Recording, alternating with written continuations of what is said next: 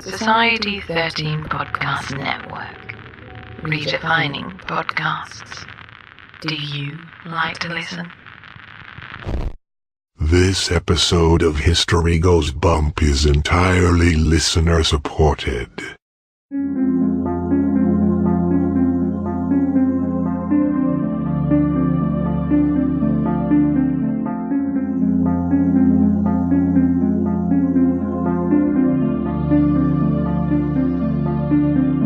History tells the story of the world and of our lives. Sometimes that history goes bump in the night.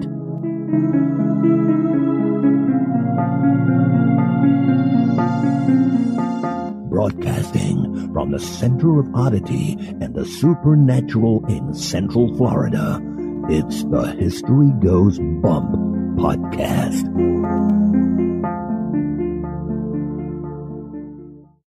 Hello, you spooktacular people. Welcome to this 244th episode of the History Goes Bump podcast. Ghost Tours for the Theater of the Mind. I am your host, Diane. And this is Denise. Denise, we are going to a state that we have not been to yet. In all of our episodes, we have not visited North Dakota. Oh, wow. So this will be interesting. It'll be a lot of fun. The location that we're going to be featuring is Bonanzaville, and this was suggested to us by our listener, Typhanie Schafer, and I thanked her a lot for that because I'm like, we haven't had anybody suggest any place for North Dakota, so it's great to have a suggestion for there. Yes, no, this isn't Bonanzaville that would be anything to do with the TV show Bonanza, is it? No, this has nothing to do with the Ponderosa or anything of that nature. So we don't get to play the music or... No. Oh, okay. Denise and I also went to go see the Winchester movie over the weekend, and we're going to discuss it a little bit at the end of the show, at the way end of the show. That way, if you don't want to have any spoilers, you can just not listen to the very end of the show. Before we get into all that, we want to welcome to the Spooktacular crew, Abby, who spells her name with 2 B's and E and a Y. Hello, Abby with 2 B's and E and a Y. Shawnette. Hey, Shawnette. Corrine with a C. Hi, Corrine with a C. Victoria. Hey, Victoria. Brian. Hi, Brian. Becky with a Y. Hey, Becky with a Y. D. Hello, D. Melissa. Hey, Melissa. And Daniel. Hello, Daniel. And now, this moment in Oddity.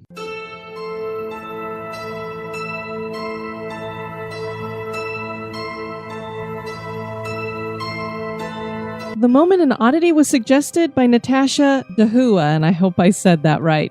Our listener Natasha had posted in the Spooktacular crew about purchasing a 200-year-old home in Ireland and finding toddler-sized shoes under the floorboards. The placing of objects like shoes under floorboards, in chimneys, around windows, and in the walls of structures has been a practice in Europe for centuries. The practice was so widespread that the Northampton Museum began maintaining a concealed shoe index, which has well over 2,000 reports. The practice was not done to store keepsakes, but were meant to serve as magical charms to protect the people who lived in the home from witches, demons, and ghosts, or they were meant to be charms to enhance fertility. Shoes were hidden in more than just homes. They've been found in public houses, churches, and Benedictine monasteries. The earliest reported find was in 1308, and the shoes were found behind the choir stalls in Winchester Cathedral. Half of the shoes found were sized for children like those in Natasha's house, and the majority have been well worn and some even showed signs of repair. The practice seems to have ended during the 20th century. Finding well-worn toddler shoes under your floorboards certainly is odd. And we all advise Natasha to probably leave them lie.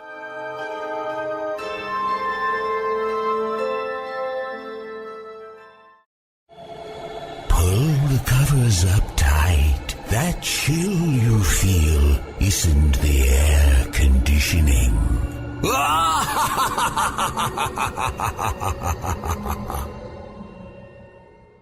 And now, this month in history.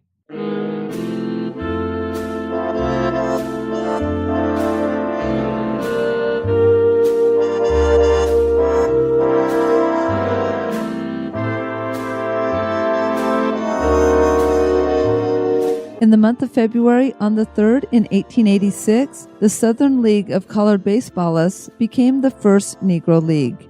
It was the first attempt to organize a Negro professional baseball league and had 10 teams that included the Charleston Fultons, the Georgia Champions, the Jacksonville Athletics, the Jacksonville Clippers, the Jacksonville Macedonias, the Memphis Eclipse, the Memphis Eurekas, the New Orleans Crescents, the Savannah Broads, and the Savannah Lafayettes. A call was put out in Southern newspapers to draw the captains of black baseball clubs to join the league. The first games were planned to start in May, but the season actually didn't start until June 7th. Newspapers reported on the games and gave favorable reviews. The league didn't last, and it was not until 1920 that an organized African American league, which was the Negro National League, survived a full season. The second league formed in 1923 as the Eastern Colored League. In 1947, Jackie Robinson was signed to the Brooklyn Dodgers, which opened the doors for other African American players and signaled the end of the Negro Leagues.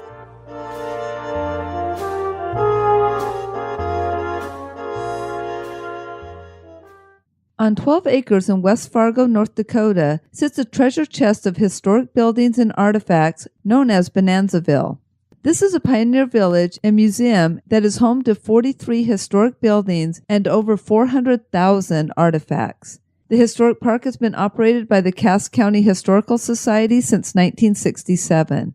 The buildings have been collected from various places and bring more than just historical stories with them. Several of these buildings are reputedly haunted.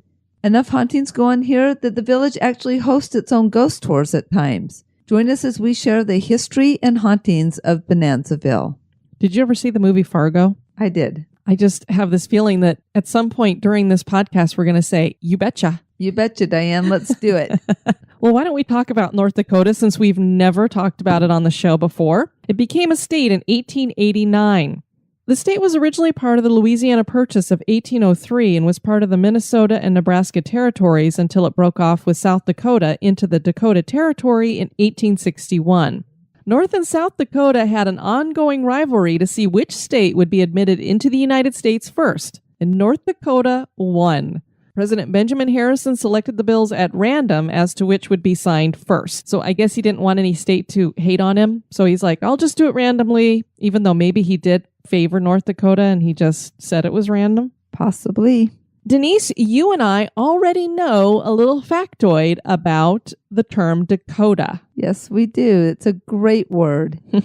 It is the Sioux word for friend. And actually, our first dog was named Dakota for just that reason. Yes, she was a sweet, sweet pup. She was, and we liked calling our pup Friend so much, we thought, well, why don't we call our other puppy Friend as well? So Rafiki, for those of you who don't already know, I'm sure we've talked about this before, but it's Swahili for friend. So both of our dogs had the name Friend. Yes, and so a lot of the kids I taught was wondering if our next dog was going to be named Amigo. That is true. Apparently, that was not the decision we made since we have wonderful little ferocious Tiana, who is not necessarily a friend to anybody. Yeah, Friend would not have fit with her. No, Princess Diva. Although Princess Tiana's really sweet, if you're listening, little Tiana. Maybe if we took the R out of friend, fiend, that would fit a little bit better. What's the Sioux word for fiend? North Dakota is known both as the Peace Garden State and Rough Rider State. A recent fun fact about the state for us that like weird kind of things. In 1999, a teenager discovered a dinosaur mummy on his uncle's ranch near Marmarth that turned out to be a 67-million-year-old duck-billed hadrosaur. It was so well preserved that much of its bones, tendons, and ligaments remained enclosed in skin. So I thought that was kind of cool. Very cool. It almost sounds like something you would see on Scooby-Doo. Yeah, and I've never heard the term dinosaur mummy before, so I liked that. That's why when you said that, I'm thinking more like Scooby-Doo episode, you know. The city of West Fargo in North Dakota was founded in 1926 and is in Cass County, which dates back to 1872 and was named for railroad executive George Washington Cass. Both West Fargo and Cass County are in the Red River Valley, and that is named for the river that forms the border of North Dakota and Minnesota, and that is, of course, the Red River. And unfortunately, that's all I have for the history of West Fargo. The city doesn't have anything. Even Wikipedia didn't have anything. So I don't know anything else about the founding of West Fargo. You should have put in ice fishing. And maybe that would have done it. Wood chipper. I don't know.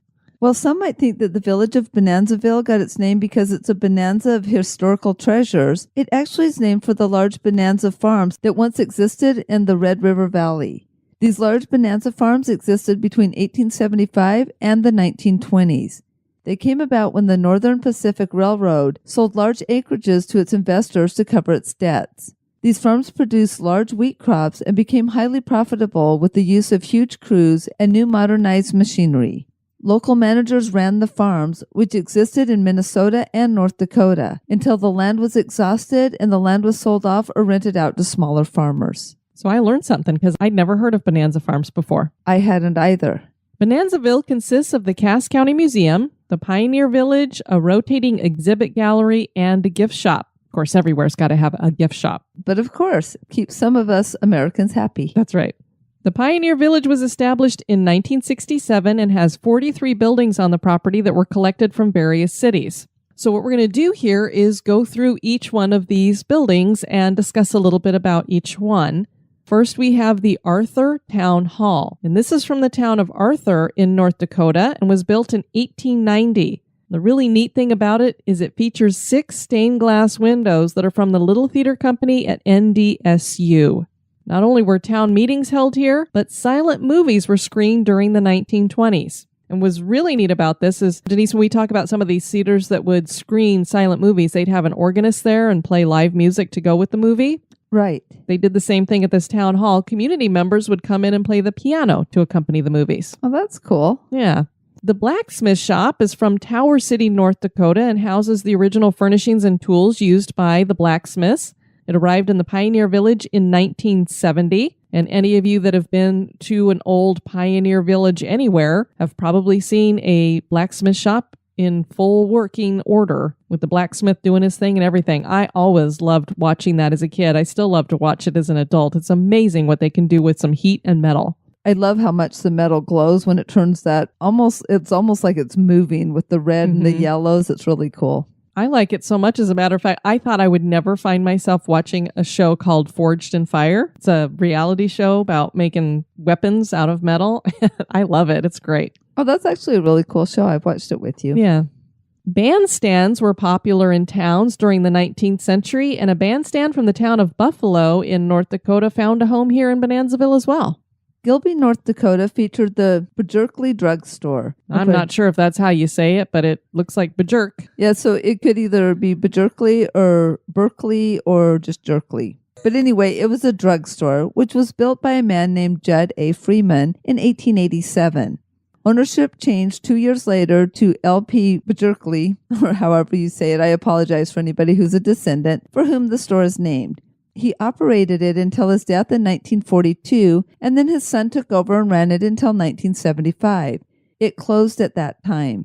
This is like a typical drugstore at the time, so it featured a soda fountain. Oh, yes. I absolutely love these original soda fountains. They're very cool. We used to have one not too far from our very first apartment. Remember, right down there on Broadway? Yes, and I used to go down to the 16th Street Mall in downtown Denver to Watson's, and it was a soda fountain, and I loved going down there. It just took me right back to the 50s, even though I didn't know anything about the 50s personally, and we haven't found a soda fountain here. We need to find one in Florida. Okay, I will look.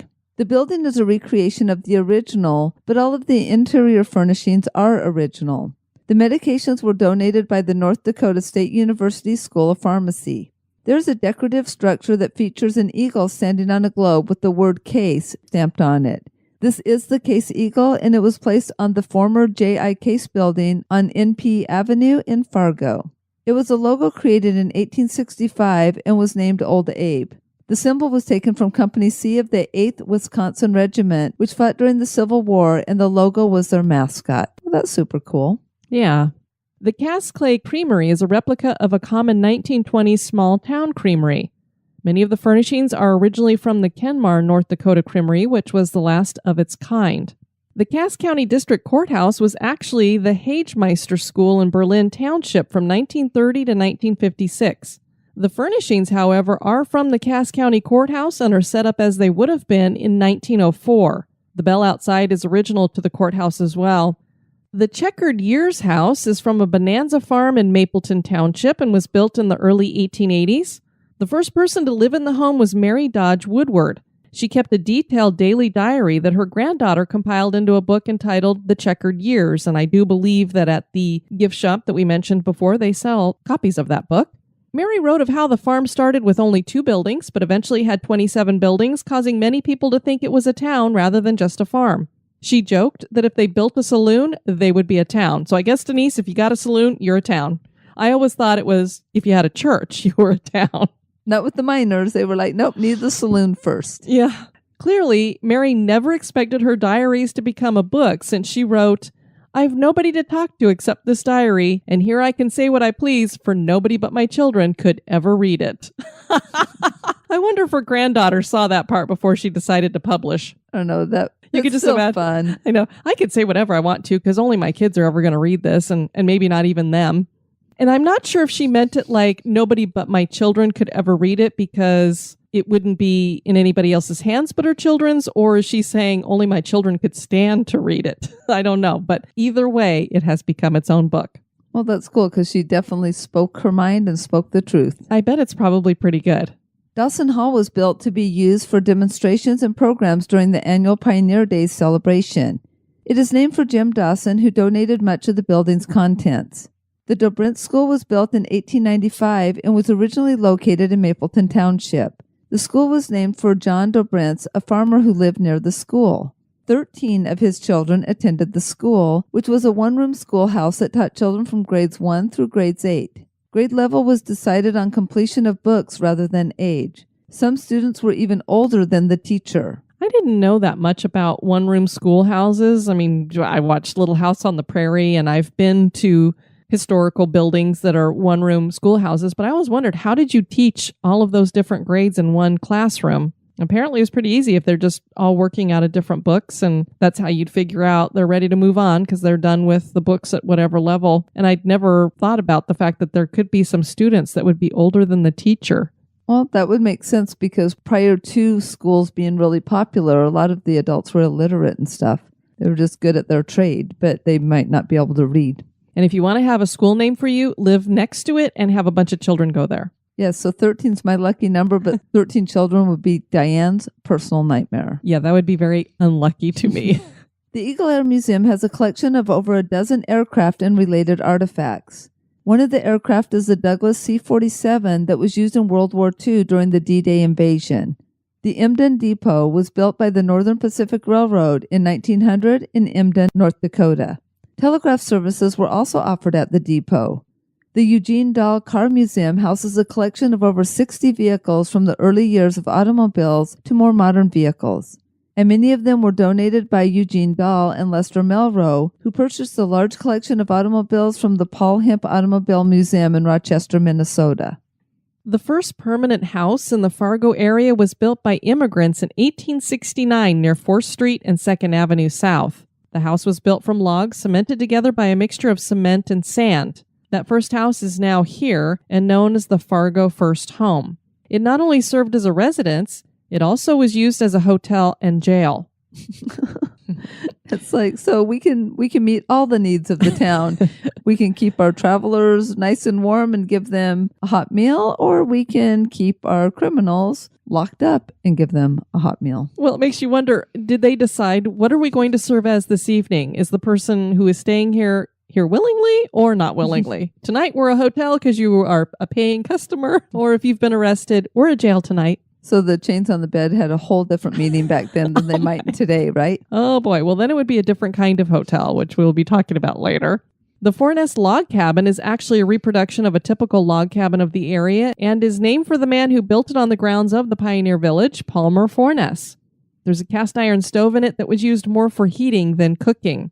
And there are several of the homes that have these cast iron stoves, and that's what they were used a lot for, was heating. And all I could think of is nowadays they tell you don't ever use your oven as a heater. Cast iron, it doesn't fall over very easy, and it doesn't have gas and other wires and stuff that can catch fire. I guess that's true, because if you're thinking about cast iron, nothing's burning through that or anything like that. So if you keep the door closed, you're probably good.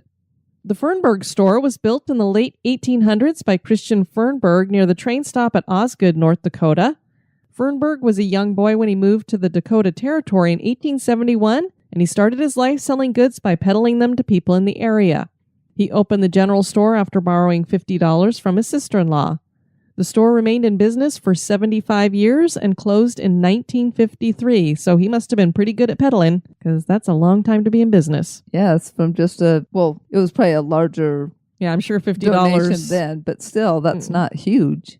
The Hammarstedt Cabin was built by a group of Finnish settlers in 1874 and was moved from Kindred, North Dakota.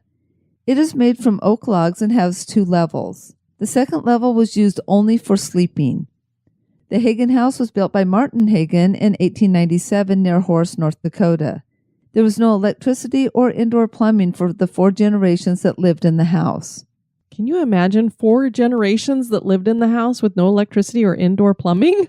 No, well, we often say that. Like, sometimes I get whiny about not having something now, and you think back in the day, they had nothing for years and years. Oh, I remember there was that one evening we lost power for 3 hours, and then, of course, during Hurricane Irma, we lost power for, I don't know, about 12 hours or so, and that's bad enough. I can't imagine never having it in the house. We are spoiled. In just a bit.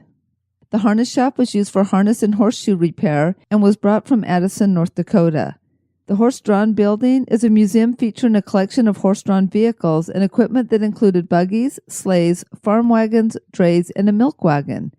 The Land Office Bank is a replica of a Cogswell, North Dakota building that served as a place for new land seekers to file their plots and receive titles to their property.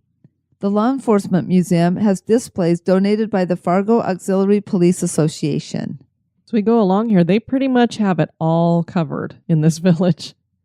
The Mayer House was built by John and Dora Mayer in 1896 in Moorhead, Minnesota. The house started out with 2 rooms, and later a lean-to was added that added 2 more rooms. Electricity was installed in 1940. Inside the house, there's a collection of historic medical devices.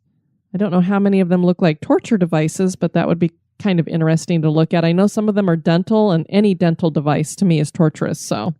Yeah, well, any of those older medical devices look more like things to do harm rather than to help. The worst ones I've seen is at the Pirate Museum in St. Augustine. Those are awful. Oh my God, that case is full of things that I'm like, oh no, I would rather die. The Martinson Cabin was the former home of the North Dakota poet and labor organizer, Henry D. Martinson. Before Martinson bought it as his home, it was a barn. Many of the furnishings that you'll find inside had belonged to Martinson. He was named Poet Laureate of North Dakota in 1967. The Melrose Tractor Building houses a display on the history of American agricultural innovation. 2 of the earliest steam engines built by J.I. Case are in this building. The Moam Agricultural Building also houses farm machinery, and the very first Steiger tractor is housed here. The Pioneer Fire Company was built by area firefighters as a replica of an 1890s station. The original horse-drawn wagons of the Fargo Fire Department are here, and the upstairs is furnished how the living quarters would have appeared at that time. The Railroad Museum houses an 1883 Northern Pacific steam locomotive, caboose, Russell snowplow, and a 1930 80-passenger coach. The steam locomotive was known as number 684.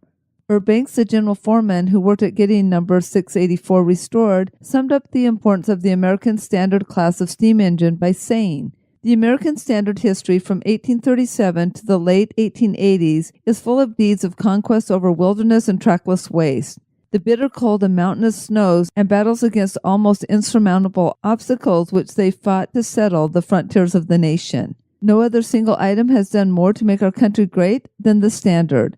By uniting vast territories into one nation and converting gloomy, untrodden forests, dismal swamps, and pathless prairies into prosperous states and fertile farms." I think that pretty much says it all about the railroad. Yeah, so it's funny how all of a sudden Purple Mountain's majesty become all these like dismal swamps. Depends on the perspective, I guess, huh? Gloomy, untrodden forests, dismal swamps, and pathless prairies. Exactly. The Telephone Museum used to be a hardware store in Tower City, North Dakota. The Telephone Pioneers of America converted it into a museum, and it features displays of 20th century receivers, switching equipment, and line insulators which were made of glass.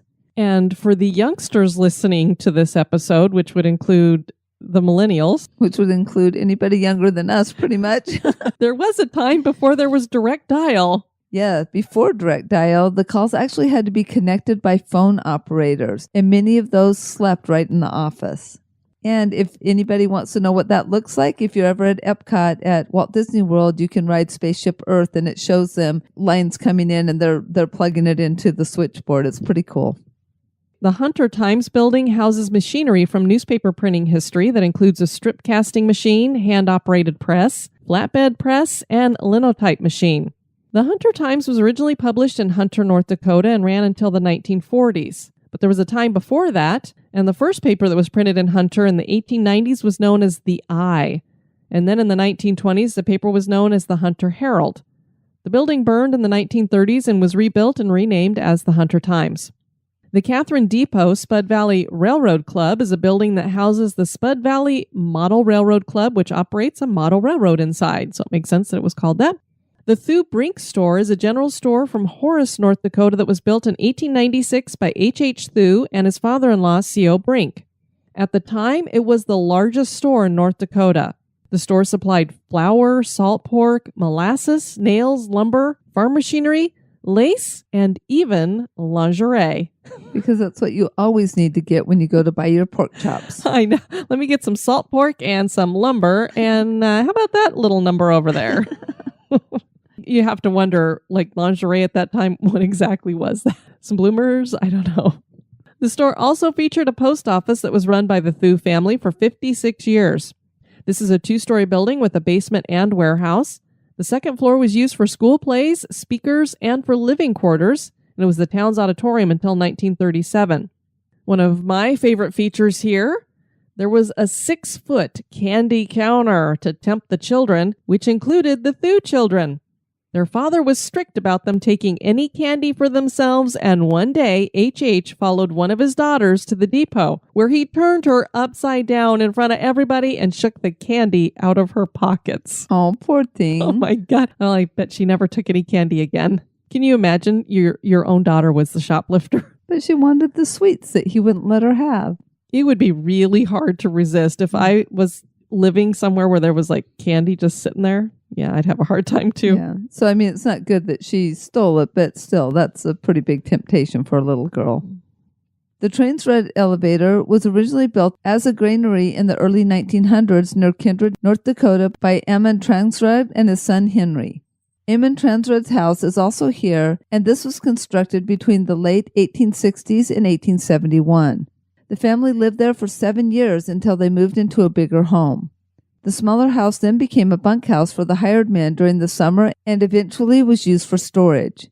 Ammon's grandson restored the house and gave it to Bonanzaville in 2009. The You Are Next Barbershop was built in 1900 and was located near Buffalo, North Dakota. The objects and furnishings inside are original to the shop. The Wheatland Town Hall and Jail was built in 1905 for Wheatland Township, North Dakota. The building housed 2 constables, a justice of the peace, and lawbreakers. There are 2 cells that featured a cot, a chair, and a blanket. The hall also has its original safe with a hole blown in its side. So apparently it was robbed at some time? I'm guessing. Well, there are some haunted buildings on this property. There are 3 of them, and we're going to talk about those now.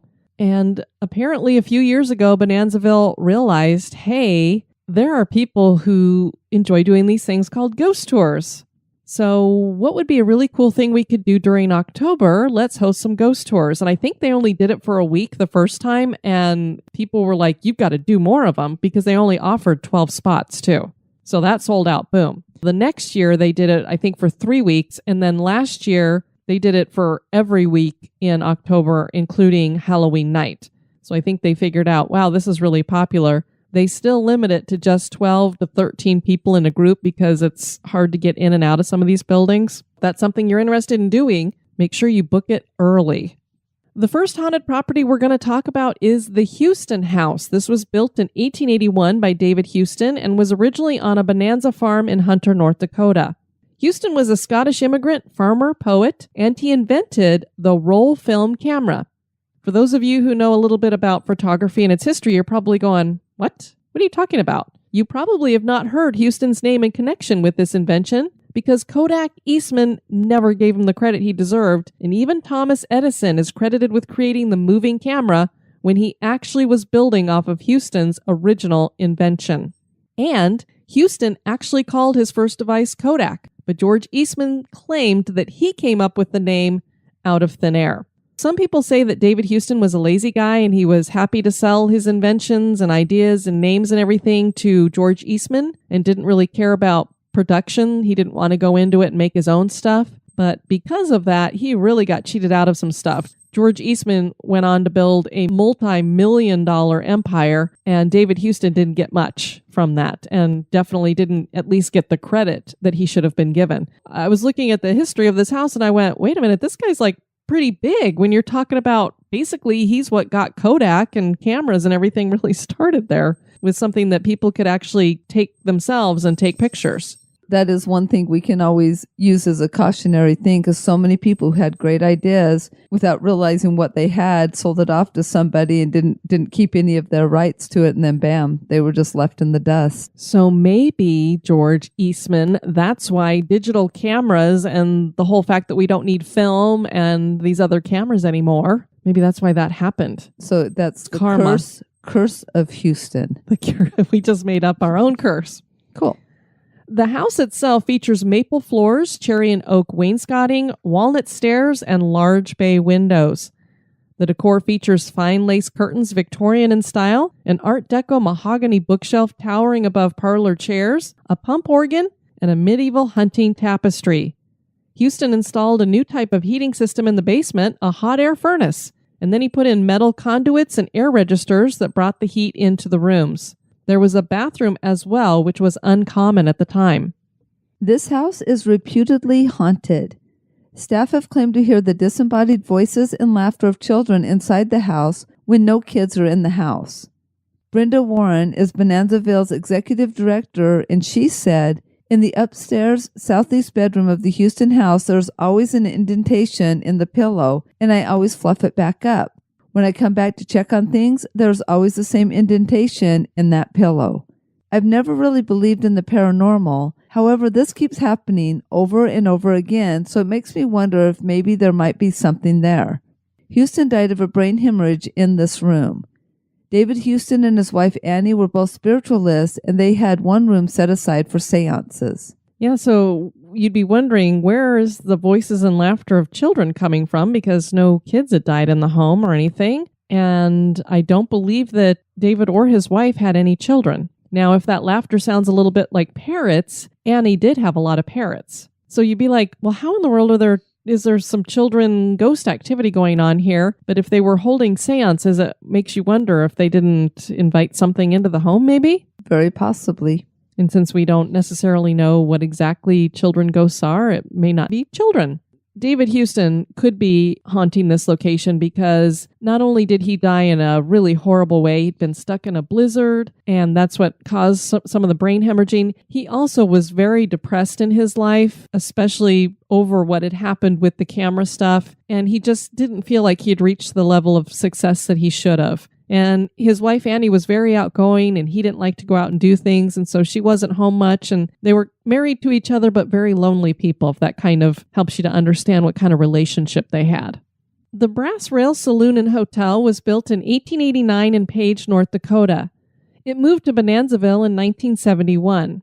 Now, originally there were 9 rooms in the hotel and featured entertainment and fine dining, but even though it was called the Brass Rail Saloon, there was no alcohol. North Dakota entered the Union as a dry state, and so no alcohol was served until Prohibition was repealed in 1933. A room could be rented for 50 cents, with the elegant bridal suite going for 75 cents a night.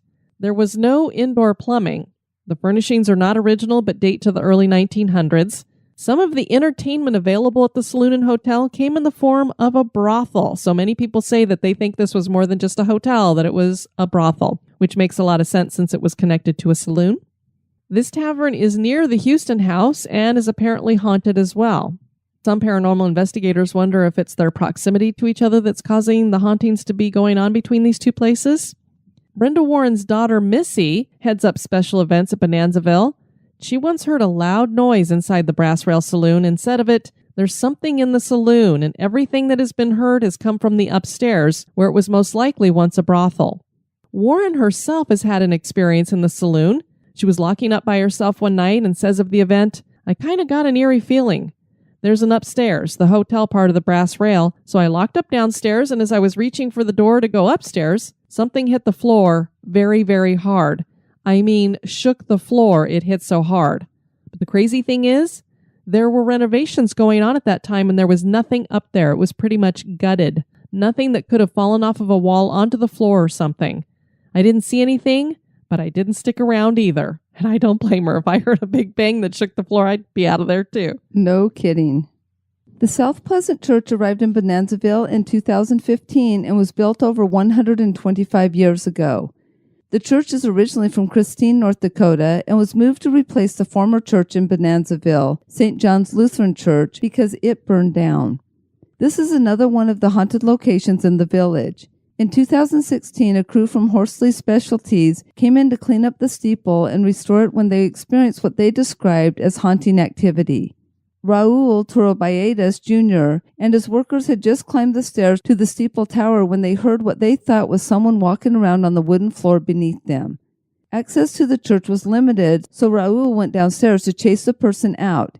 He didn't see anyone, so he called out. There was no response.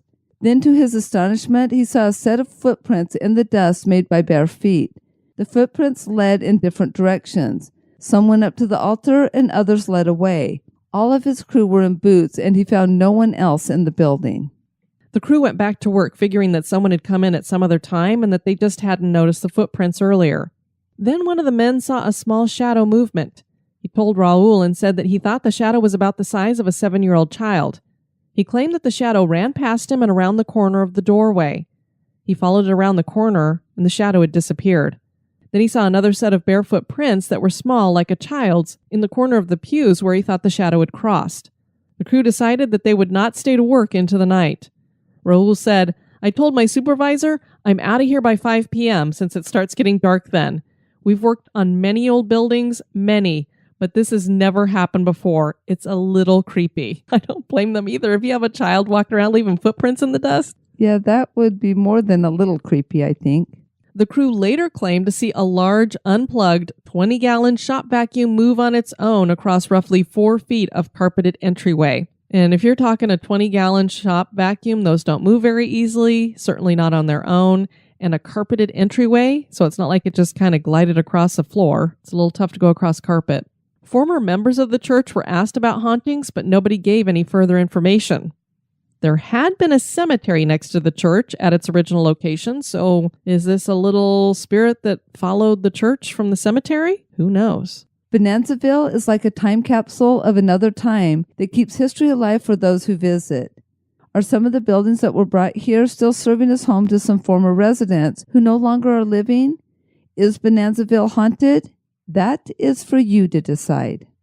That sounds like a cool place to check out. Obviously, since this is in North Dakota, it's only really open during the summer months to go see it, because as I was looking at some of the newspaper articles about these hauntings, I glanced up at the top and saw that there was a warning about minus 20 to minus 30 degrees tonight. So not a place I would ever want to live. No, thank you. I know a lot of people were flocking there looking for oil jobs because there was a ton of jobs in the oil industry, but oh no, that kind of temperature, not working for me. We'd love to have you guys check out our website at historygoesbump.com. And Denise, if people want to send us some feedback, where can they do that? They can do that at historygoesbump@gmail.com. Well, what we'll do is go ahead and share some of our reviews, and then we will talk about the Winchester movie for just a moment. We have 2 of them from the UK. First one, brilliant, 5 stars, Mish3GH. I love Denise and Diane. This podcast is great. I get to listen to the history of places around the world, plus the ghost side of the locations as well. They do a really great job and are very informative. I love it. Can't wait for more. A brilliant podcast, and the website is great too. Good luck, girls, and keep going. Well, thank you.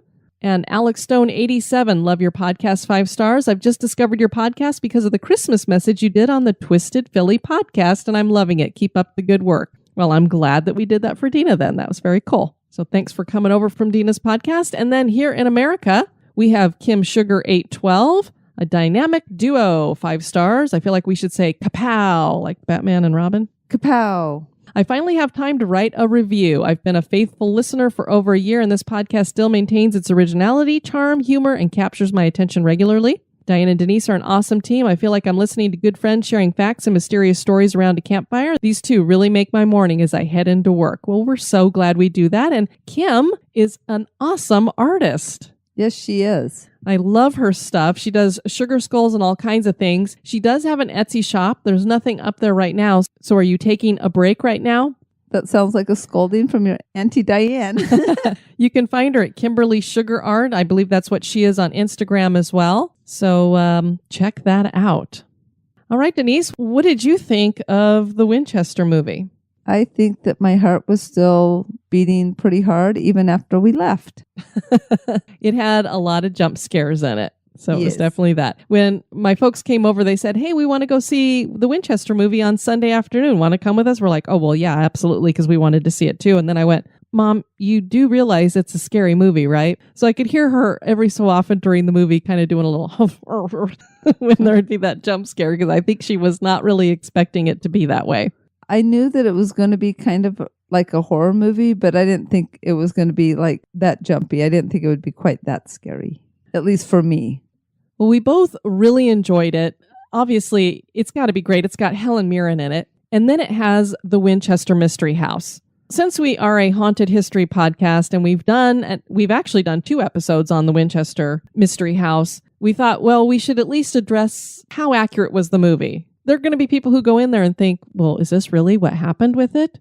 As we all know, when it comes to the Winchester mansion, the term mystery covers the basis for not only the house, but for Sarah Winchester as well. Nobody knows why she built the house the way she did. So if anybody tells you this is why she did it, they don't know. Now, I thought that the movie gave a really cool premise because some of the theories that are out there are people who say that she was worried about spirits trying to get her from people who had been killed by Winchester rifles, and that this seer or medium had told her that she needed to build this house and keep building on it, and never stop building in order to keep the spirits at bay. And I've heard people say, well, it's confusing and you get lost in it because that was to confuse and get the evil spirits lost, but it also was a comfortable home for the good spirits. Evil spirits and good spirits, what exactly gives you an idea that they're going to get confused and lost in a house that, first of all, I thought spirits could just pass through walls anyway, so I don't think a wall's going to trip them up. But what makes it that an evil spirit's going to get lost and a good spirit's going to feel comfortable? I think it would just work that whatever way for any spirit. So I don't honestly believe that that's what she was doing here. There's a part in the movie that shows that the stairs that are like 2 inches high that we had talked about on the episode, that's more like a ramp and it kind of goes around. And I really do believe that she had that built because she had arthritis and it was easier for her to get upstairs that way. Oh, that would make sense. There's also the theory that she was so devastated by the death of her husband and her child that this was just kind of busy work for her, something for her to do to keep her mind off of their deaths. So that could be a possibility. There are people who thought she was crazy and she had a ton of money, so why not just spend a bunch of money building this house in all different directions? There are people who think that it's very disorganized because she had different contractors, different ideas. And so when you see stairs that go to nowhere or a door that opens up to nothing, it wasn't necessarily that it was actually meant to be that way, but it got built that way because there was confusion between builders and contractors and people not knowing what the right hand was doing from the left hand, that kind of thing. So that could be a possibility. There are other people who think that she was contacting spirits during seances in the middle of the night, that the bell, which rings in the movie at midnight, it actually did do that. So that was something that was true to the actual story, that she would go into her seance room and get these detailed plans from spirits who were telling her how to build the house, and that this was the house that spirits built. And that's why they say that. Did she actually do that? Nowhere does Sarah Winchester write, this is what I was doing in my house, and this is why I built it this way. So again, we don't know. Now, the premise that they put in the movie, I really liked, and it was fun. I just thought from what you just said, like she didn't write it down. Of course, she could have done that just to keep us all guessing for decades to come. And since I think she is still in the home as a ghost, she's probably loving that everybody's going, what in the world's going on here? Yeah, because since she didn't write down any reasoning, no journaling, nothing, didn't tell anybody what she was doing, maybe it was just a big thing to keep us all guessing for the rest of our lives. And it's working, right? It is. In the movie, the premise is that she was building these rooms for the different spirits that were coming that were replicas of the actual rooms that they had died in. And so they would stay in these rooms, and then they would lock them in the room by putting a board across the door and nailing in 13 nails to hold them in there. And then once they would resolve whatever their issue was, they would dismantle the room and then rebuild something else. So I thought that was a really fun premise, but it's just total fiction. I mean, that's definitely not what she was doing. Well, I like that the 13 nails were not for evil. That was because 13 is a divine number. That's right, that she had said that. So Denise was like, yes, 13's divine. There's a doctor who comes in the movie to be a psychiatrist. He's supposed to find her crazy for the Winchester Repeating Arms Company so that they can pull the company out from underneath her. He never existed. Maybe they asked a psychiatrist to do that, but again, that's not in historical fact, so we don't know. That's just something that's made up. Her niece did live with her and did help her run kind of the household. And she, after Sarah Winchester's death, she took care of the house and all of the business end of things and stuff like that. So she was very loyal to her aunt. So she was true. The house was extraordinary. I don't know how much of it was filmed in the actual house, but I think there had to have been parts of it that were, or at least they built it to look like it. And it just extraordinary. It just really makes me want to go see that house really bad. Yeah, I definitely want to go visit it someday. The earthquake does hit in the movie. Of course, they make it so that it's something that the spirits have actually done, but that was actually the earthquake of 1910 that did destroy part of the house. It was originally, parts of it were 7 stories tall, and she took the top 3 stories off after that because she was trapped in a room. In the movie, she's trapped, but it wasn't for that the reason the movie says, but she was trapped in her room, and they had to use a crowbar to get her out. And after that, she was like, take down those top 3 floors. It's too dangerous. And she actually lived on a boathouse for a while and wasn't real comfortable in the home. But as we all know, she eventually did go back there because that is where she died. And then, of course, it kept up the story of that they built 24/7. You can hear them when they're sleeping at night. The hammers are going and stuff like that. I can't imagine sleeping while there's construction going on around you. So it has some factual stuff. A lot of it's fiction. But we thought it was a lot of fun. So we would recommend people to go see it. Yeah, I enjoyed it even though it made me jump a lot. Yeah, and if you like jump scares, you'll definitely enjoy it. We want to thank you all for listening to this episode. I've been your host, Diane. And this has been Denise. You take care now. Bye-bye. This episode has been brought to you by our executive producers. We'd like to welcome new executive producers, Lindsay May, Brian Jones, and Kelly Rang. Thanks. Have a spooky experience that occurred at an historic location? Want to give us feedback or have a suggestion for the show? Share it with us at historygoesbump@gmail.com.